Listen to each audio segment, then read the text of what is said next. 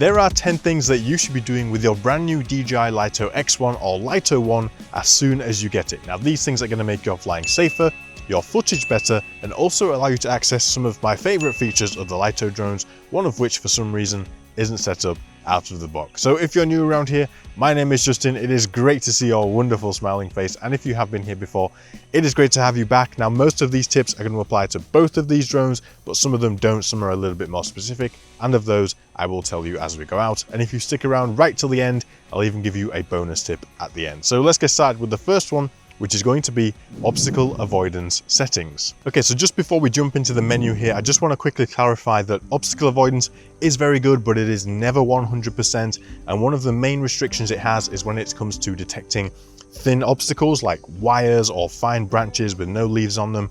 Obstacle avoidance can't see these things, so always fly with extra caution if you're around this type of obstacle. And also if you're flying in sport mode, obstacle avoidance will be disabled. Obstacle sensing unavailable. Fly with caution. Okay, let's hop now into the menu system here by clicking on the three dots in the top right hand corner. And the first screen that's going to come up is the safety screen. Now here we can see all of our obstacle avoidance settings. Now here we can see that the obstacle avoidance action is currently set to bypass. What that means is if the drone encounters an obstacle, it will find a nice safe route around it and continue flying in the same direction. Next we have brake. The brake option means if the drone senses an obstacle, it's going to come to a nice controlled stop, a safe distance away from the obstacle. Generally, this is the safer option if you are a little bit concerned about crashing. Generally, brake tends to play a little bit safer than when it comes to bypass action. And then of course, you also have the option to turn obstacle avoidance off altogether.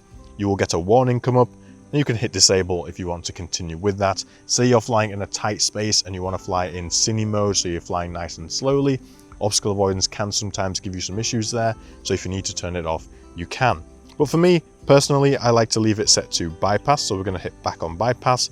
And when you're on bypass, you have two options, normal and nifty. Generally, I always say leave this set to normal. If you put it on nifty, it means the aircraft is going to take a little bit more risk when it comes to bypassing obstacles. It can fly a little bit closer and try a few more riskier maneuvers.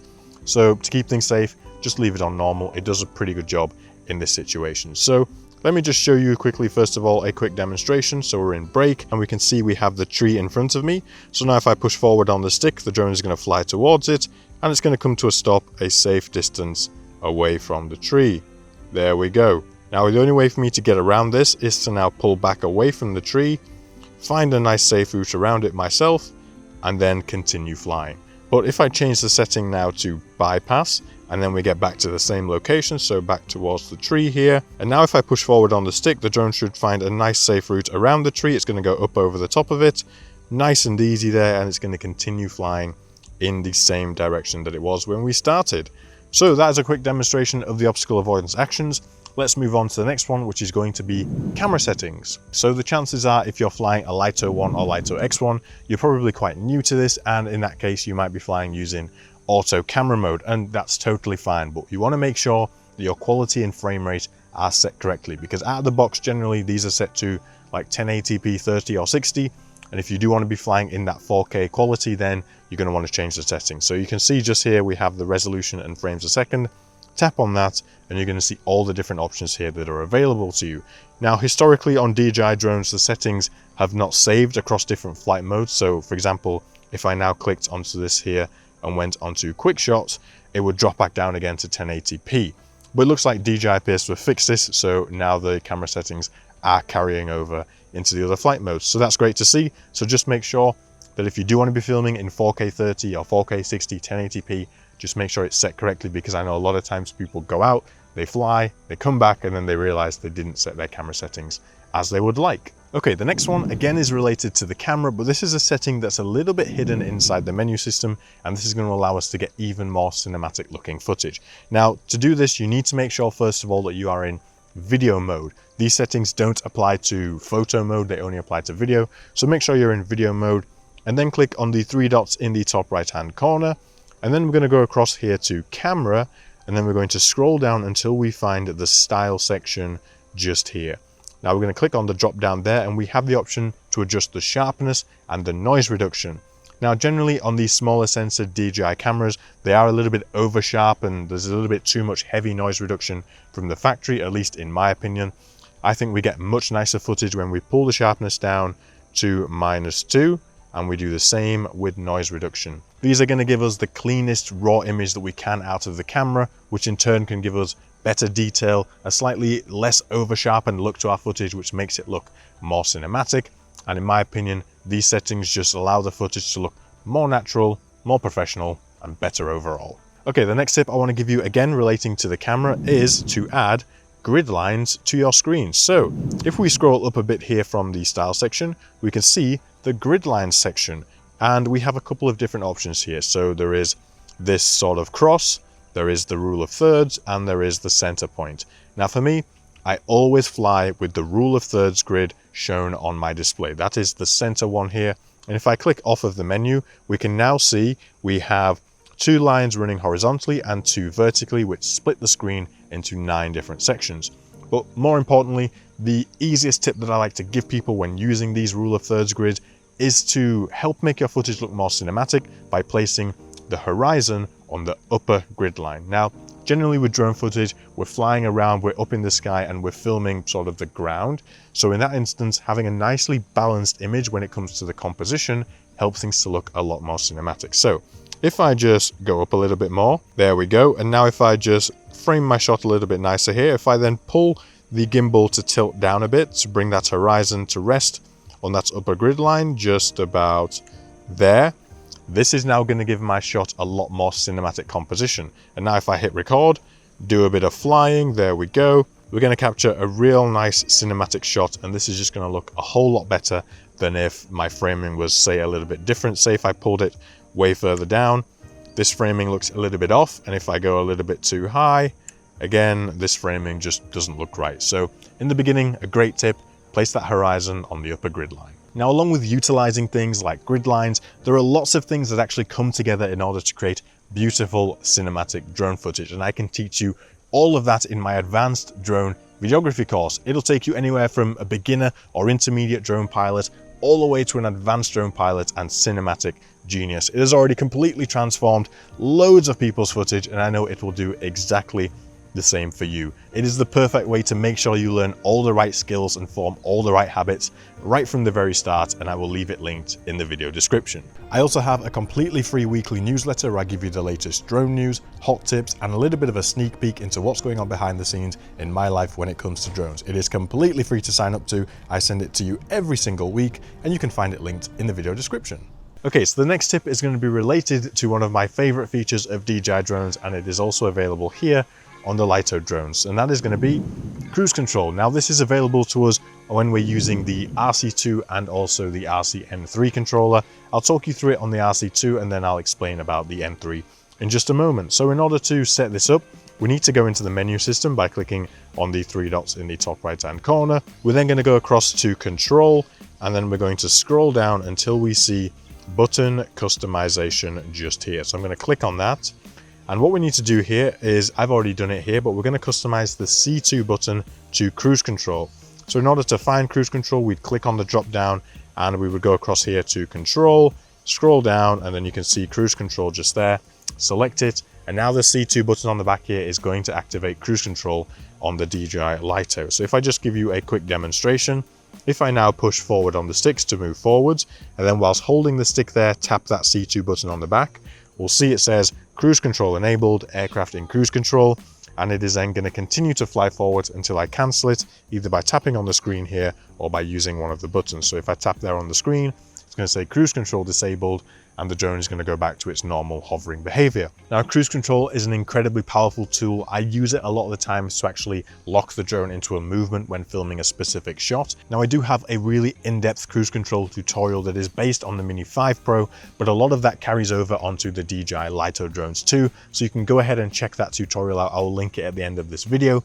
The only thing that doesn't carry over is gimbal controls in cruise control. The Lito doesn't have that compatibility, but everything else works exactly the same. And if you're using the DJI N3 controller, you can still activate cruise control going to the same menu, button customization, and you're going to want to customize the FN or function button there to cruise control. This is a little bit more tricky to use because of the button placement, but it's a feature that is still available to you there if you're using that slightly more budget-friendly controller. Okay, the next tip is going to be related to the controller and more importantly, the sounds coming out of it. So here I am in front of an obstacle. If I now fly towards that obstacle, we're going to see, first of all, we'll get the radar display coming up and it's going to show me that the obstacle is here.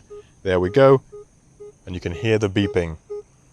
Now, if you're flying in an environment that's a little complex and there's a lot of obstacles around, or you just find this beeping annoying like I do, you can just double swipe down from the top of the screen, and then you have the volume section here.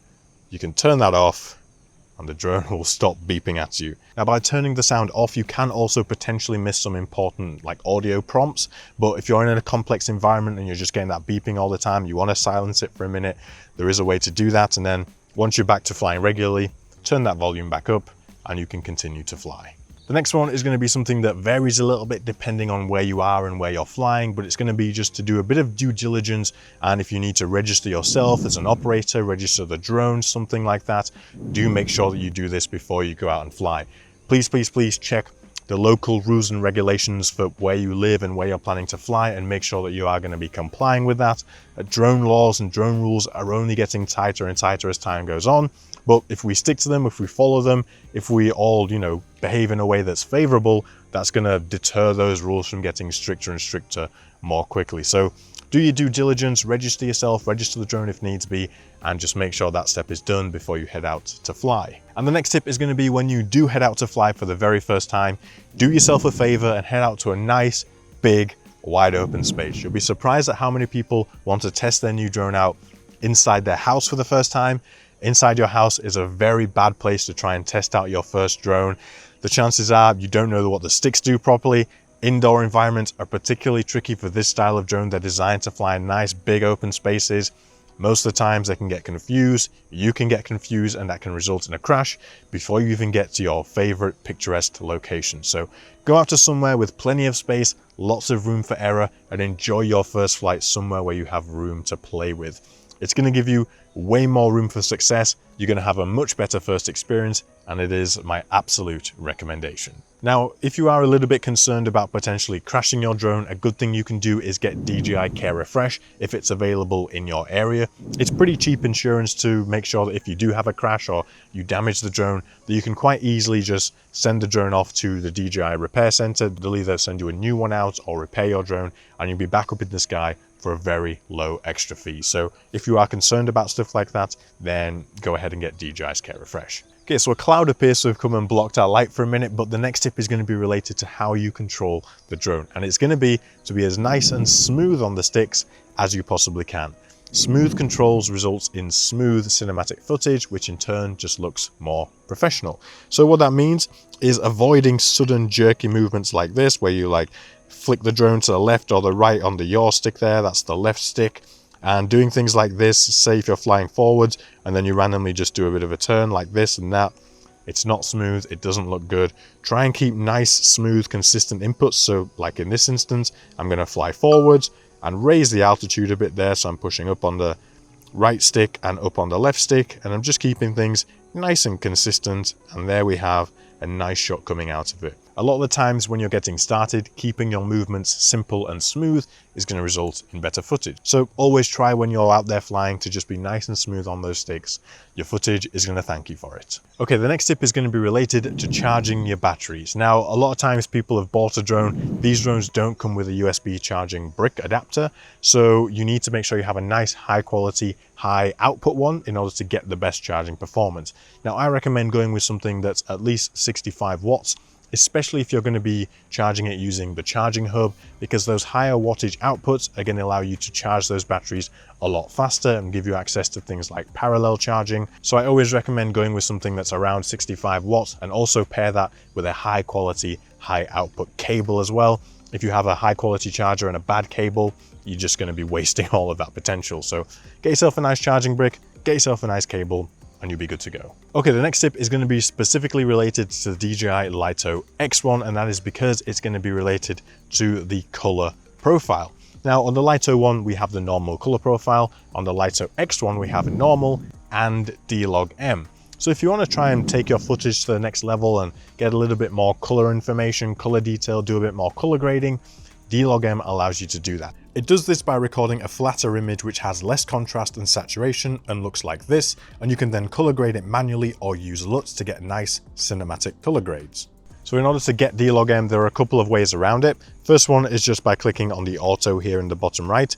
That's going to take you into Pro Camera mode, and here on the bottom left you see Norm.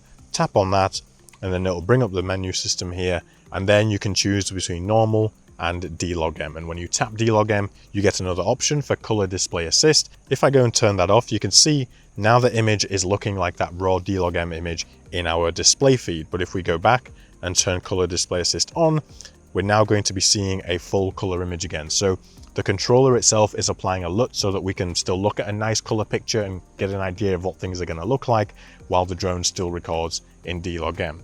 Now, let's say for instance, you're still shooting in auto mode. Let's go back to normal. You can also put D-Log-M in the camera settings. So if we go to the top right, click on the three dots, and then if we just go back over here to camera, and then straight away we have the option there for normal and D-Log-M. So again, we can click D-Log-M, Color Display Assist, and now we're in full auto camera mode, but we're still shooting in that D-Log-M color profile. So like I said, this is only available on the Lito X1, and if you do want to experiment with color grading and LUTs and that type of things, I actually have a complete variety of LUTs that I designed especially for D-Log-M drone footage. I use them every time I fly using my DJI drones and film in D-Log-M. They're really quick and easy way to get you beautiful cinematic color graded footage, in some cases in just one click. So if you do want to explore and check out and get hold of some of my LUTs, I will leave them linked in the video description. Okay, so you've made it all the way to the end, which means it's time for that bonus tip. So if you look at the control screen, you can see there's lots of symbols and numbers, and all of this stuff might be new to you and you don't really know what's going on. It can be quite hard to decipher it all. I actually have a video where I go through all of this stuff, explaining what it is, what it means, and it just clears up all of those confusions for you. So if you want to learn that, I'll leave that linked in this video just here. And if you want to learn more about that cruise control feature and see that tutorial where I run you through it on the Mini 5 Pro, then you can check this video out just here. So I hope you've got something out of this video. If you have, do me a favor, hit that like button down below, subscribe for more content like this in the future. Go out, enjoy your Lito drone, have an amazing day, and as always, I will see you in the next one. Bye-bye.